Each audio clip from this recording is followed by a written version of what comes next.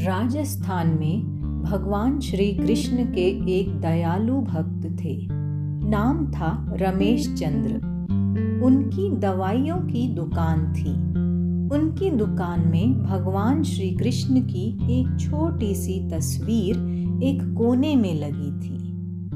वे जब दुकान खोलते साफ सफाई के उपरांत हाथ धोकर नित्य भगवान की तस्वीर को बड़ी श्रद्धा से धूप इत्यादि दिखाते। उनका एक पुत्र भी था, राकेश, जो अपनी पढ़ाई पूरी करके उनके ही साथ दुकान पर बैठा करता था। वह भी अपने पिता को ये सब करते हुए देखता था। चूंकि वह नए जमाने का पढ़ा लिखा नव युवक था, लिहाजा अपने पिता को समझाता, भगवान वगैरह कुछ नहीं होते, सब मन का वहम है। शास्त्र कहते हैं कि सूर्य अपने रथ पर ब्रह्मांड का चक्कर लगाता है, जबकि विज्ञान ने सिद्ध कर दिया है कि पृथ्वी सूर्य का चक्कर लगाती है। इस तरह से रोज विज्ञान के नए नए उदाहरण देता, यह बताने के लिए कि ईश्वर नहीं है। पिता उसको स्नेह भरी दृष्टि से देखते और मुस्कुराकर अपना काम करते रहते। वो इस विषय पर तर्क वितर्क नहीं करना चाहते थे। समय बीतता गया, पिता बूढ़े हो गए थे। शायद वे जान गए थे कि अब उनका अंत समय निकट आ गया है। अतः एक दिन अपने बेटे से कहा, बेटा, तुम ईश्वर को मानो या मत मानो, मेरे लिए ये ही बहुत है कि तुम एक मेहनती, दयालु और सच्चे इंसान हो। क्या तुम मेरा एक कहना मानोगे? बेटे ने कहा, कहिए ना पिताजी, जरूर मानूंगा। पिता ने कहा, बेटा, मेरे जाने के बाद एक तो तुम दुकान में रोज भगवान की इस तस्वीर को साफ करना, और दूसरा, यदि कभी किसी परेशानी में फंस जाओ तो हाथ जोड़कर श्री कृष्ण से अपनी समस्या कह देना। बस मेरा इतना कहना मान लेना। बेटे ने स्वीकृति दे दी। कुछ ही दिनों बाद पिता का देहांत हो गया। समय गुजरता रहा। एक दिन बहुत तेज बारिश पड़ रही थी।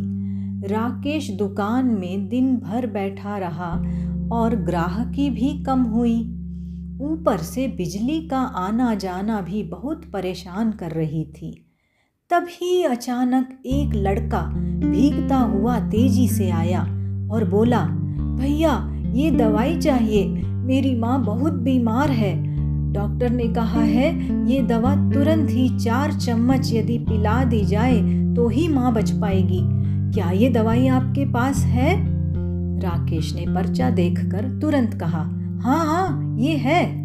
लड़का बहुत खुश हुआ और कुछ ही समय के लेन देन के उपरांत दवा लेकर चला गया। परंतु ये क्या, लड़के के जाने के थोड़ी ही देर बाद राकेश ने जैसे ही काउंटर पर निगाह मारी तो पसीने के मारे बुरा हाल था, क्योंकि अभी थोड़ी देर पहले ही एक ग्राहक डेटॉल की शीशी वापस करके गया था। राकेश ने शीशी काउंटर पर ही रहने दी कि लाइट आने पर वापस सही जगह पर रख देगा।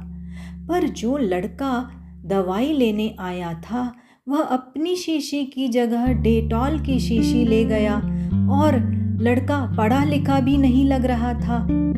हे भगवान, अनायास ही राकेश के मुंह से निकला, ये तो अनर्थ हो गया। तभी बिजली चमकने की तरह उसे अपने पिता की बात याद आई और वह तुरंत हाथ जोड़कर भगवान श्री कृष्ण की तस्वीर के आगे दुखी मन से प्रार्थना करने लगा कि हे प्रभु, पिताजी कहते थे कि आप हैं, आप सचमुच हैं, तो आज ये अनहोनी होने से बचा लो। एक माँ को उसके बेटे द्वारा जहर मत पीने दो, प्रभु मत पीने दो। यहाँ तक कि आंखों से आंसू भी आ गए।